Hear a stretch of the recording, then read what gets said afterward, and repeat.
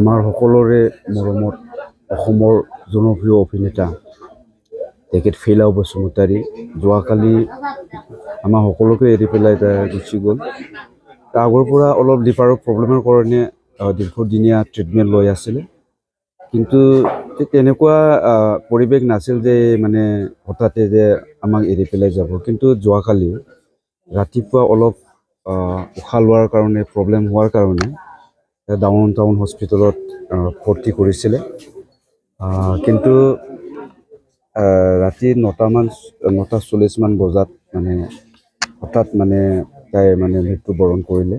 সঁচাকেই আমাৰ অসমৰ সংস্কৃতি জগতৰ কাৰণে এটা বহুত ডাঙৰ মানে এটা লছ হয়। যিয়ে নহওক মই এটিকে আশা কৰোঁ যাতে কেতিয়া স্বৰ্গত মানে ভালদৰে থাকিব পাৰে। ফেইলাও বসুমতাৰী আমাৰ বড়ো সাংস্কৃতিক জগতৰ ক'ব গ'লে তাৰমানে আমাৰে এজন গুৰু নিচিনা আছিলে। কাৰণ আমি যেতিয়া ফিলা মেণ্ডেলা দাবলা আমাৰ যেতিয়া হাইনামুলি চিৰিজ আছিলে, হাইনামুলি চিৰিজৰ ফাৰ্ষ্ট পাৰ্ট তেখেতে মানে ডাইৰেকশ্যন দিছিলে। তেখেতৰ পৰা আমি বহুত শিকিবলৈ পাইছিলোঁ। যিয়ে নহওক তেখেতে যে আজি মৃত্যুবৰণ কৰিলে এয়া আমাৰ কাৰণে দুৰ্ভাগ্যজনক।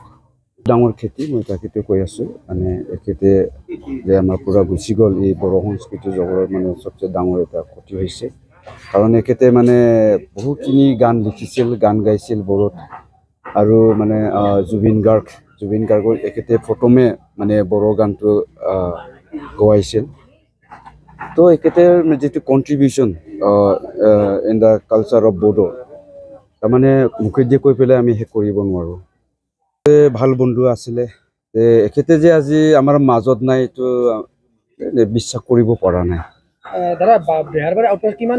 বেহৰবাৰী আউটপোষ্টতে মোৰ মনত থকা হিচাপে প্ৰথমৰ পৰাই মানে আছিলে। তো বেহৰবাৰী আউটপোষ্ট আজিলৈকে যিমানখিনি বছৰ হয় সেইখিনিলৈকে এখেতে মানে এক্টিং কৰি আছিলে। মানে আমি খুব মানে এখেতক লৈ পেলাই গৌৰৱ কৰিছিলোঁ যে অসমৰ সকলো মানে শ্ৰেণীৰ মানুহে এখেতক বসুদা বুলি চিনি পাইছিল। তো এখেতৰ লগতে আমাৰ বড়োসকলে এটা গৌৰৱ কৰিবলৈ মানে স্কোপ পাইছিল।